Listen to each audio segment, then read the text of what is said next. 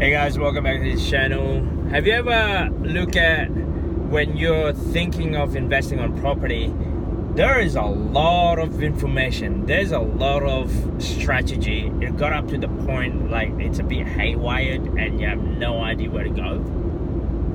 I felt the same way when I felt exactly like that, more like it, when I started investing on property. I had too much information, and I don't know which direction that I needed to go. Okay, like some of the strategies that I know of so far. Let's say, buy and hold. You buy the property, hold it with the intention that tomorrow in the future, the price of the property will be a lot more higher than what you buy it for. So number wise, like say if you buy at $500,000 on a property, down the track in the future you want to sell it at 600, then you made a profit. There's also the other side of that, whereas what if it goes backwards? You buy it at 500,000 and then tomorrow become 400. What do you do then? So that got me scared. So that's one. Another strategy would be renovation. So the idea of that, the simple of it anyway, from my point of view, is this: you buy the property, ugly duckling, let's say, a burnt down or ex-commission homes, or the one that is nearly ruined inside out. Ugly duckling house, put it that way. You buy an ugly duckling house, you renovate it to the current condition, like a current style, and then you sell at a profit. So some people can make are good at doing that, but that would mean you gotta have the holding costs. You gotta have a network of team, for example, your builders, make sure that it's on schedule, you're under budget, to make sure that you actually have a profit. So that's another strategy. The holding cost would be like, how long will it take you before you can put that back in the market?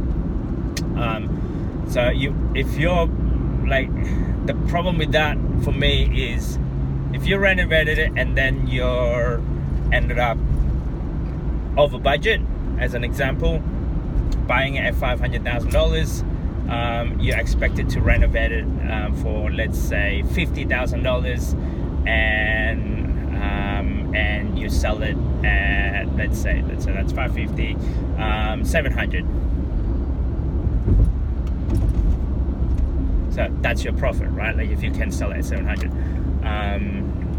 that would be great, right? So that's another strategy. Problem with that: what if after all renovation costs you ended up finding that there's a lot more stuff that needs to be done on the property? After all the running around, after all the headache that comes with it, your whole entire budget becomes, instead of $50,000 renovation, it becomes like $150,000 to $200,000 renovation. So that wiped out your whole entire profit. So what do you do then? So that's the second strategy that I know of. Third strategy would be buying it off the plan. So buying off the plan, which consists of you buying the property at a I guess an empty lot, and you got a designer, I guess, with everything that comes with a property. Like later on in the future, let's say 12 months, it takes a while. It takes to build, 12 months to build the property. So, and hopefully it looks good, and the rental income would cover up all of your mortgage repayment. So that's another strategy that I know of. And some of them have a rental guarantee. So if buying it off the plan, your rental guarantee for, I don't know, 12 months or 2 years or something like that. So there's that.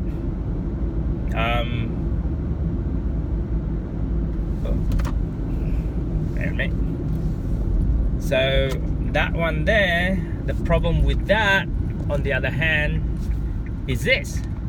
So hang on. So if you have a rental guarantee on a property, what happened after the rental guarantee?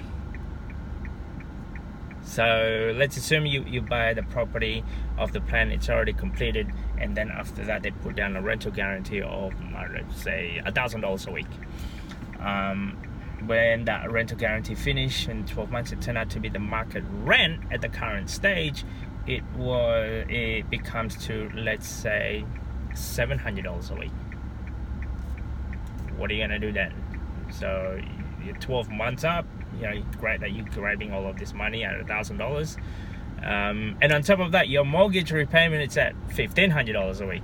So there's an off. Like, what do you do then? So what do you do then? And on top of that, if you sell it, it would be worth less than what you paid for. What do you do then? So that's off the plan. I'm like, the reason why I'm mentioning all of this is because I've listened to a lot of investors out there that experiencing exactly that, and it makes it a lot more scary because you don't know which options you're supposed to be going, right? So then what's the next one? The next one would be, let's say, your subdivision. So you buy a big enough land that possibly have one house on it, and then after that you subdivide it into 2 or 3 or a townhouse on that particular land. There's an obstacle on that side of it. What if you don't have the fund? What do you do?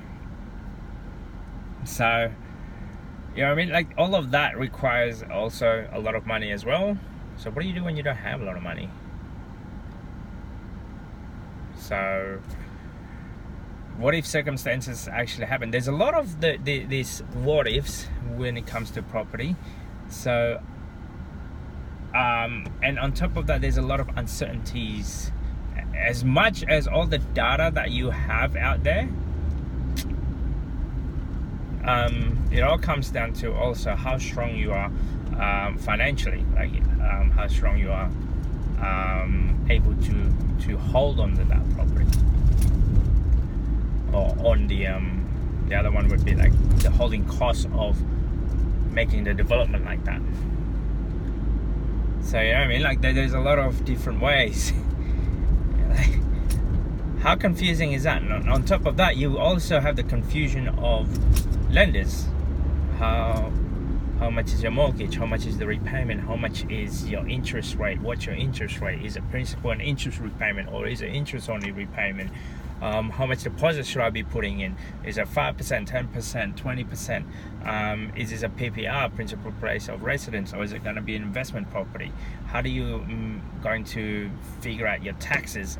Like, there's a lot of, I guess, the ins and out when it comes to property, up to the stage when sometimes, like, I'm nearly giving up because it was so much that you need to learn. So how confusing is that? Look, it certainly confused me a lot. And when it comes, and so that's only a few. I'm sure there's plenty more strategies out there that I haven't even talk about it. So yeah. I'm sure, like, there's a few people out there that's been looking around on the internet or so, and trying to figure out what is the best options based on what I have. And everyone options is a bit different between one to another. Like just a few minutes ago, I was speaking to a seller on the property. Like, they were, in a sense, they were somewhat in trouble because they just want a certain dollar figure up front now, and and they pretty much want to get rid of it as quickly as possible. So what do you do then if you want to get rid of it tomorrow? What are the options? What do you do if you can't sell it? So there's another section, let's say. I spoke to another like a couple or so. They bought it off the plan, high-rise apartment, and at the end of the building they weren't able to get a loan. What do you do then? So property can, like I said, property can do two things. It can create passive income, or it can drown you financially. And only if you don't know what you're doing. Yeah, like I didn't know what I was doing. I learned pretty much by trial and error, and I know for sure I don't want to lose money on property. If I did, I wouldn't be creating this channel. So in some part of me, I was a little bit bitter when it comes to investing, because I thought I was going to lose money, but at the end, no. So far, luckily anyway, all of our investment property actually making money. So that's the other thing. What if you buy it with the intention that you're gonna hold it for a long time and it's gonna give you a passive income, but you ended up getting a negatively gearing, which is draining you financially? What do you do then? So that's just my thoughts for today. Like I never realized how many strategies out there and how confusing it can get. But the way I see is this, like, unless, especially like the amount of books, actually, the amount of books that is actually been written in this subject matter, yeah, wealth creation, or property and strategies. When you get to know all of it, it gets confusing, because you learn about one book written by a guy, and then it tells you a certain strategy, and then you dab in another one and you learn about that strategies, and then up to the stage when you have too much strategies, this is too hard basket, you're probably not going to choose any of them. So let me know if that was you, and let me know your experience when it comes to property. Like, did you felt like it was so confusing? So especially when you don't have any guardians, like somebody that guides you the ins and out of how to transact property, and yeah, it can get really messy and expensive, put it that way. Anyway, that's just my things for this video. Property can get really confusing. Creating wealth can get really confusing. Figuring out a passive income, it's so confusing. So, see you guys. Bye.